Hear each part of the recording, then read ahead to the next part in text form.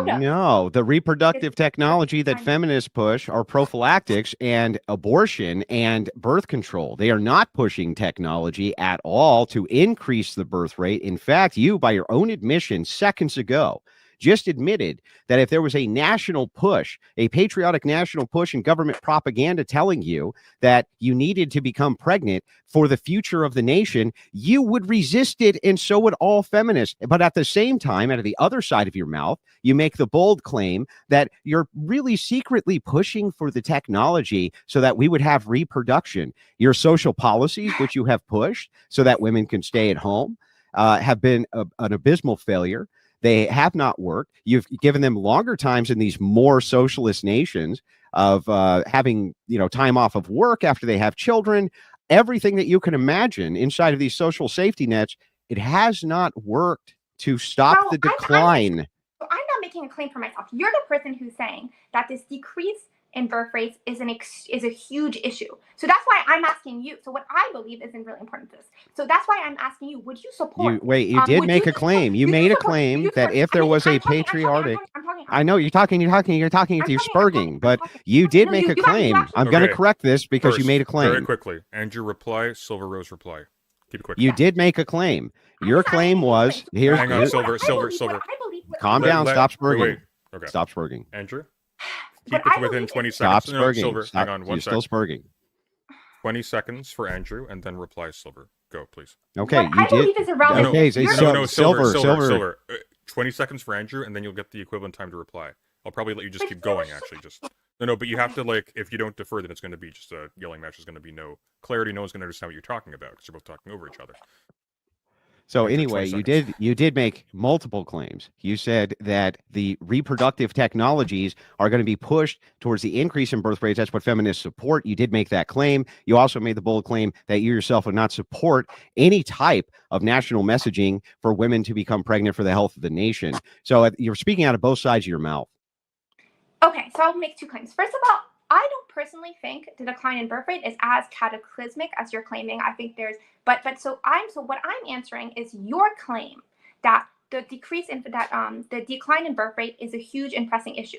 That is why I am pointing out that there are policies. So that's why I would like to ask you: do you support? So there's policies like, for example, IVF and freezing eggs. These policies would lead to an increase in birth rate because, for example, freezing eggs, that leads to decreasing the timeline. They don't work. And have kids, because again, one of the reasons why women are having fewer children is because women are more likely to get educated, to have jobs, that they're delaying and they're delaying having kids. So obviously, in their fertile years. Yes, exactly. So obviously, technology that would more now there is these technologies, but they're very expensive and they're not the most efficient. But there's being moved in those technologies. So obviously, investment in these technologies, subsidization of these technologies, for example, freeze eggs, so that women who are in their 40s can have kids, would obviously lead to an increase in birth rate in the modern life. Do you want me to answer? Right, you can't make too many points because you're gish galloping. I can't answer to them. Okay, so starting with point one, no, these technologies don't work. They don't seem to reverse any of these trends. They don't even tend to slow them down. So when you're talking about IVF, specifically in Israel, that is matched with a national patriotic campaign for young Israeli women to get married as soon as possible so that they can combat their enemies of the state.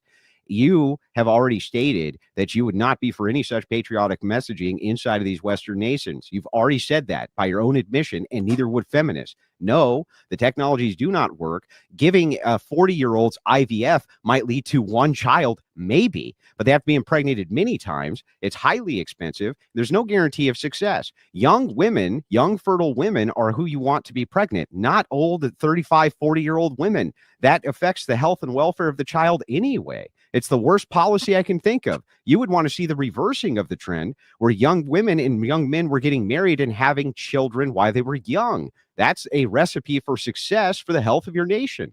Okay, so what? Yes, okay. So the reason now, so as you're the one that's saying that in Israel, IVF is leading, is one of the reasons why there's not a decreased birth rate. You're saying coupled, but it's IVF coupled with what you're saying is propaganda or whatever. So I'm sure some of this is true. I haven't looked into it, so this is not to talk about Israel specifically. But what I'm saying is that was your example.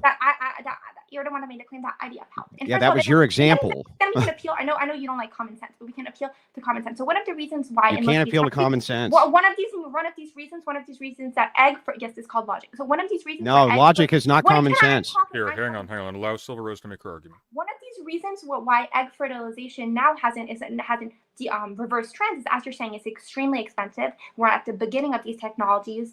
However, obviously, if the government invested in these technologies, and again, I'm not the one. So what I think your misunderstanding is, I'm not saying I would support this initiative. What I'm saying is, since you're the one who thinks that this is a huge issue, the decline in birth rate is a huge issue, I'm asking you, would you support the government investing in technologies like making it cheaper? Because you said the reason why these aren't going to decrease the trend of declining birth rate is because, one, I heard you say it's too expensive, and two, some of it is not effective enough. So you could obviously, the government could subsidize, make it cheaper. So those are some of my questions. I'm asking you, would you support it? Yeah, Andrew, reply, please. Okay, so first of all, it is a fallacy to appeal to common sense on multiple levels. There's multiple fallacies which can be cited, including an appeal to incredulity. Just saying that, oh, it's common sense would be an appeal to incredulity. It also would lead to an argument ad populum, because you're saying if it's common sense, most people believe it. That is not an appeal to any type of authority. You're just appealing to yourself at that point. You're not even making an argument. That's one. Two, no, I would not support these policies because they don't work. I've just given you example after example after example of these socialist nations who have such social safety nets and are investing heavily in reproductive technologies, and they are not leading to the trends being reversed. They cannot even stabilize them. Even in the best of these socialist nations are having trouble even stabilizing it. And if they do, it's still under replacement rates. So no, I don't think so. In fact, hang on, increased maternal age, raising maternal mortality. It's a completely bad idea. Here's why. Rates increased. Rates for non-Hispanic Black women were significantly higher than rates for non-Hispanic women. The increase in 2019 for 2020 for non-Hispanic Blacks, Hispanic were significantly the observed increase when it came to birth defects in this age group. Rates were, with maternal age, rates in 2020, 8.8 deaths per 100,000 live births for women under the age of 25. For those 25 to 39, 107.9 for those age 40 plus. That is a massive increase. So you're right away, I can tell you the solutions that I would invest in. I would try to invest in doing a patriotic program that would convince women to remove themselves from the workforce so that men can have a working wage to support them, which is what we used to do. It worked fantastically well. In this particular case, too, young women then who are the most fertile can begin to reproduce. Also, they seem to be happier when they don't have to have all these maddening responsibilities where you see their mental health and everything else is on the decline. So no, I don't agree that just moving towards reproductive technologies is in any way, shape, or form going to solve this problem. We've already been doing it, and it has not worked anywhere that it's been tried. Nowhere. Okay, so what I'll answer is, when I meant appeal to common sense, maybe I should have said appeal to logic. So you think about it for 2 seconds. Then give me the logical argument. Think about it for 2 seconds. For one of the reasons why women in Western societies are having less kids is because less children is because they're delaying fertility. So a technology, if it was cheaper and more efficient, the reason is we're on the beginning stages of the technology, so this hasn't caused massive changes. But with subsidization, this would be an effective way. And in fact, this is a more direct link. So there's a more direct link when we're talking about Western societies between subsidizing technologies that, for example, freeze eggs, and thus is leading to women having more children in their early 40s, for example. Then there is between getting. Hang on. Can I do one point at a time? Then there is. If we think about it, so there's a clear causal link. That's no. It's not even a strong. It's not even a strong correlate. Okay, hang on. Silver Rose, try to wrap this up in like 20 seconds, and then Andrew's going to reply. There's at least as good of a link between that and between getting rid of women's right to vote, which is what this is a debate about, because we're defining feminism as political. No, it's not. Right, because women want on average, before women wanted on average more kids than men did. Now it's maybe. Okay, can we stop so I can go back to the first point? So that you don't just gish gallop me to death like you've been trying to do. Can we do one You point at a gish time? galloped like crazy in your previous I haven't been gish galloping. I've been Yes, refuting there's 5 each things I point want to- that you have made as they have been coming up. So let's move back to this. You continuously you make this bold claim that you are appealing to logic, and appealing to logic, you have logically been able to use inductive reasoning to state that if we have this technology, that suddenly this problem is going to be solved or the trend is going to be reversed. That's actually illogical, because we can see in the places where they have the same social policies that you want to implement, the birth rate is not climbing. It's not even stabilizing. It's continuing to move itself down, because it's illogical for you to say that you want to invest in technology which will increase the birth rate, while at the same time saying every woman should have unfettered access to birth control and abortions. That's illogical. It's a contradiction. You're literally pushing for technologies which remove the ability of women to conceive, while at the same time say you want to invest in technologies that will make them conceive. It's insane. That's illogical. Makes no sense. Why would you go for both of those technologies? So my claim is there's lots of different factors that lead to the decline in birth rate. So my claim is we are at the beginning of these reproductive technologies. My claim is just that there's a clear causal arrow, and in fact, you're the one that said to some extent we can maybe see this, and to some extent Israel, which has higher IVFs. Also, again, I'm saying that now they're extremely expensive. These technologies are extremely expensive, very rarely used. So if they were more affordable, there's a clear causal link where it could lead to an increase in birth rate. Got it. So let me respond to this. One thing. Hang on. We'll move past it, but let me respond to the point. Yeah. What you just said also is illogical. Right now, would you say that birth control is a lot less expensive than these technologies which are pro-reproduction? Right now, birth control is. Okay, so then the anti-natalist technology is actually far cheaper than the pro-natalist technology. So this would mean that if it's a cheaper resource and more people have access to it due to the fact that it's inexpensive, if you push both of these technologies simultaneously, don't you think that people will move towards the more inexpensive tech? That doesn't make any sense. The point is, yes. How does that not make any sense? Answer my question. I will explain why this does not make any sense. So okay. So now, again, one of the reasons contraception is widely used is because it's so cheap. That's right. It is widely accessible. Today, technologies like freezing eggs are extremely expensive why it's not used. What I'm saying is, in the future, if we subsidize it, if the government helps, when your population's dead. Let her finish her point. Okay. Advancements in, for example, those technologies that are pro-reproductive, like freezing eggs, will become cheaper. Okay, so let's examine this. So right this second, if you're pushing both technologies, you just admitted that people will go for the more inexpensive technology, which in this case is antinatalist. Yes, you did. You literally just said that.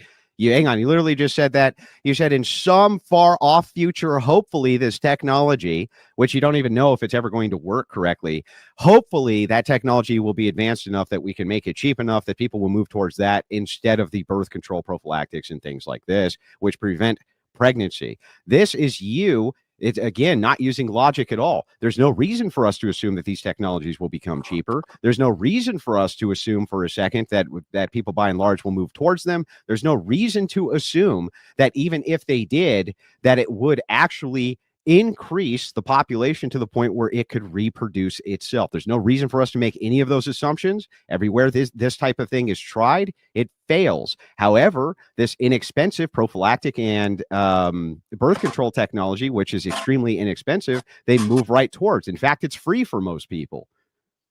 Okay, so again, my claim wasn't the relative rates. My claim is that the reason why now people aren't freezing their eggs more is literally because it's so expensive. So if it becomes more affordable, people would use it more. Obviously, even if birth control is still cheaper, obviously people aren't just like choosing one or other because one is cheaper. They still have desires. And one of the reasons you might assume this is because women on average are reporting that they would like to have more kids than they end up having. So it is logical to assume, and many women, indeed, as the manosphere red pill people love to talk about, are delaying fertility and seem to want to have more kids in their that's really strange. They want to have more children, but you want them to wait until later in life to start having the children when they're going to have the least amount of them.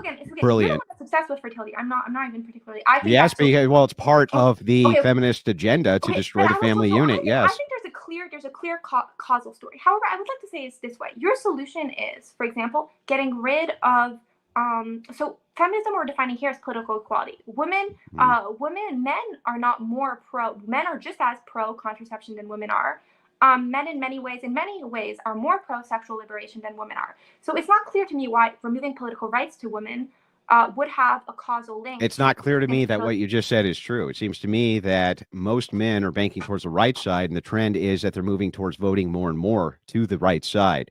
Also, as this trend continues, I have no reason to assume that as these men try to move towards virtue, that they are not going to move more towards a traditional lifestyle, because it seems like that's what they want. When they're polled, that's what they say they want. You see the political trends moving towards that for men. When you're talking about female egalitarianism, when it comes to voting, you have to understand the nuance to my position is not just that women should not be able to vote, but that most people should not be able to vote, that it's bad for the system in general if they do. That is the position that I've always stated and always had. A necessary entailment of that would probably be the repealing of the 19th, but it would affect men as well. Most men also would not be able to vote under a system which I would advocate for. And the reason for that is because most people are not equipped to make these types of decisions in voting. Okay, can I answer? Okay, so first of all, the reason more men are moving to the right, I think is quite clear, is because of the increasing social libertarianism of the right, not the social conservatism. Prove it. Women are more religious than men. They're not. They just self-ID more, but they're not more religious. Okay. It's because of the Andrew Tates of the world, and including the Donald Trumps, who are a kind of, let's say, barstool conservatism. So it's an opposition to, in many ways, what they perceive as the Puritanism of the left. So if anything, it's an opposition to like the Me Too movement, which was in many ways. Oh, okay. So it's more tradition. So it's a move more toward tradition. And anti-feminist. It's anti-feminist, as in it's pro-hookup culture, and it's annoyed. No, it's not pro-hookup culture. Yes, it is. No, it's not. Okay. Show me the proof. Show me the evidence that that's true. You're just making it up.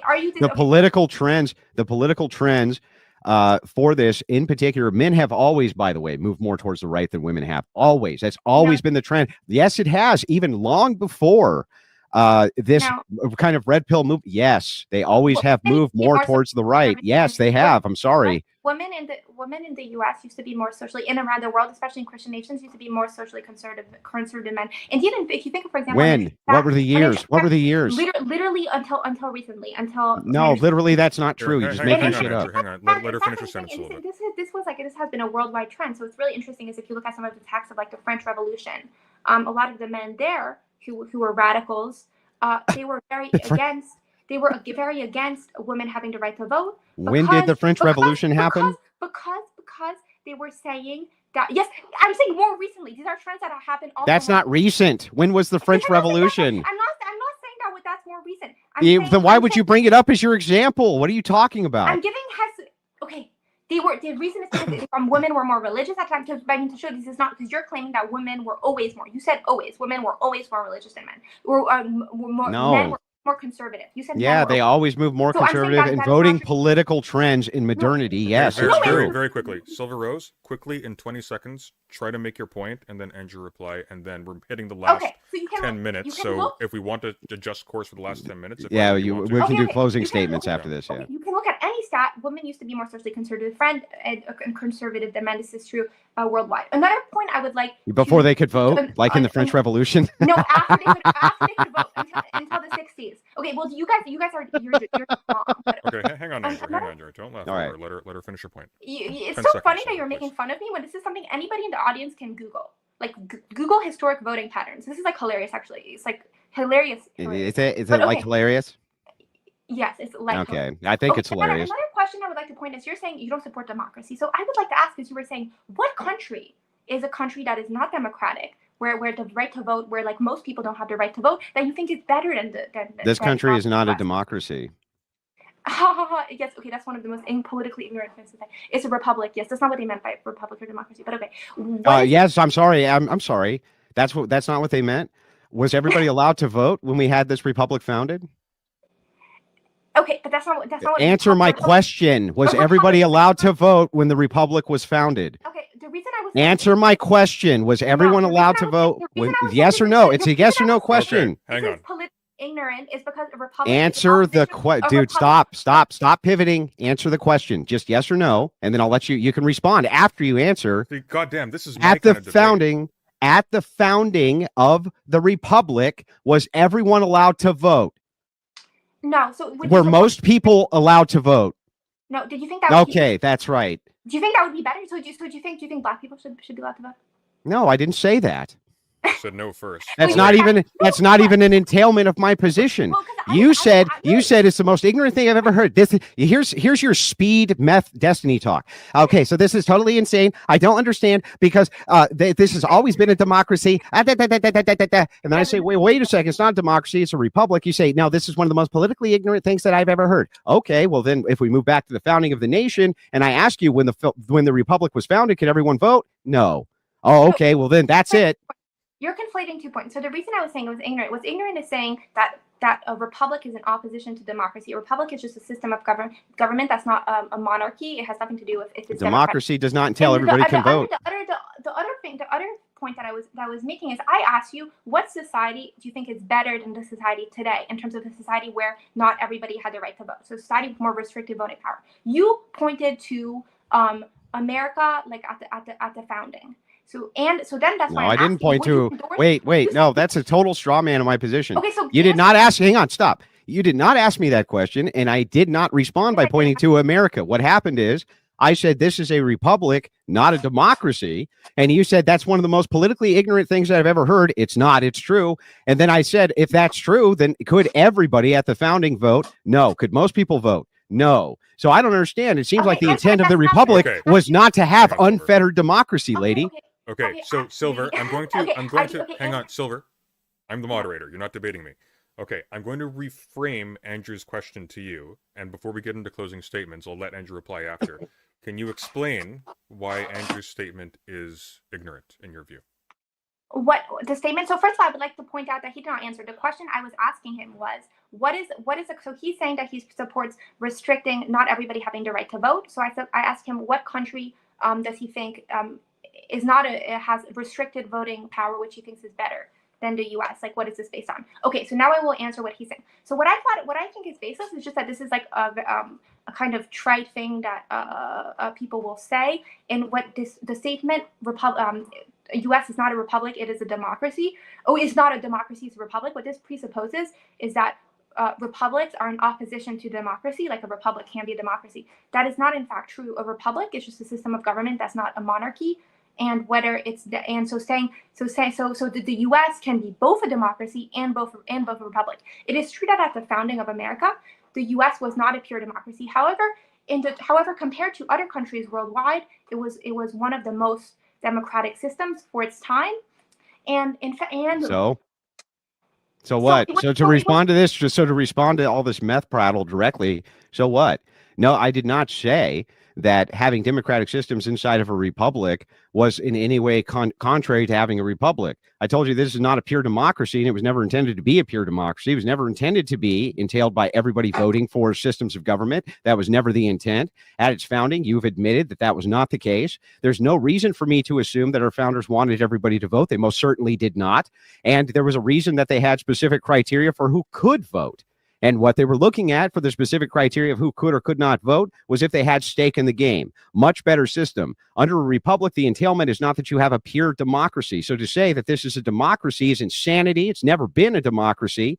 What's happened is there's been a push by feminist egalitarian lunatics to make sure that even 18-year-old dumbasses can vote and negate the vote of people who are in their 40s and 50s who actually know what the hell they're talking about.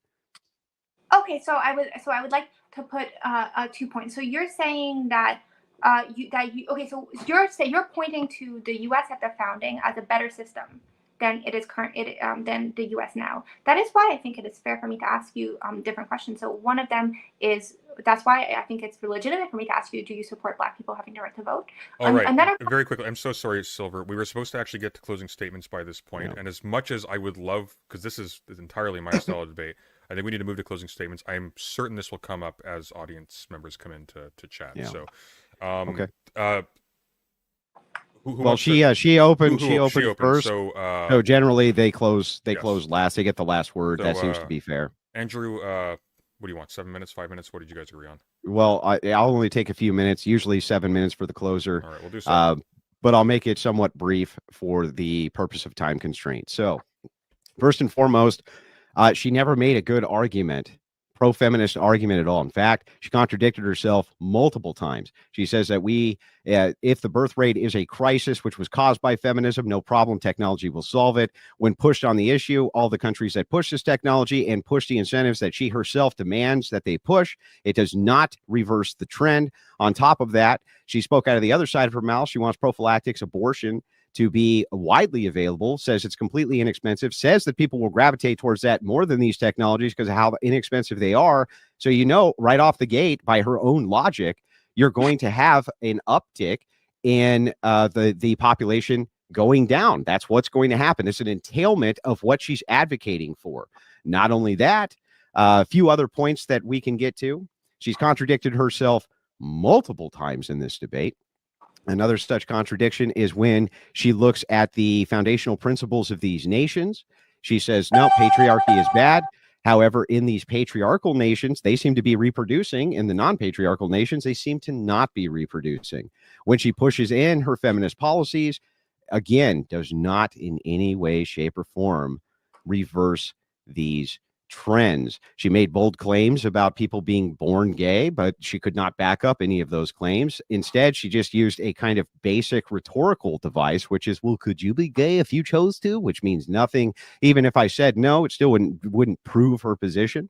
She's appealed multiple times to multiple fallacies, including the argument from incredulity and an argument ad populum. She has not made a good case, in fact, for any of her positions. She goes on to state that I was ignorant that this is indeed a democracy. And then when we move back to the founding, she says, well, no, I guess not. It actually is a republic, and it was not entailed to be a pure democracy, which is what her claims were. In fact, she's just kind of contradicted herself over and over and over and over. She's offered no solutions for reproduction inside of these nations absent immigration, while also admitting that if you have mass migration, it'll ultimately destroy the cultures inside of these nations because they can't reproduce themselves. So other people will bring their cultures in.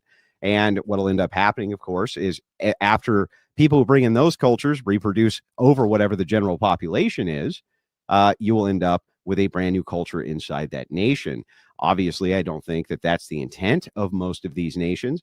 She goes on to say that reproductive technology is somehow in the future going to be sophisticated enough to take care of these problems, advocates that women in their 40s have children instead of just moving back to a more traditional system where women can stay at home and not have the burden of these types of things and be miserable. So over and over again, she contradicted herself. I don't feel like she made any good arguments which were pro-feminism and anti-patriarchy. Not a single good argument. In fact, I was able to refute her point by point by point by point. All she did was meth prattle the entire debate. We barely even got anywhere in the debate, and I wish that we could have, but I still enjoyed it anyway and thank her. I bet those glasses make you see better.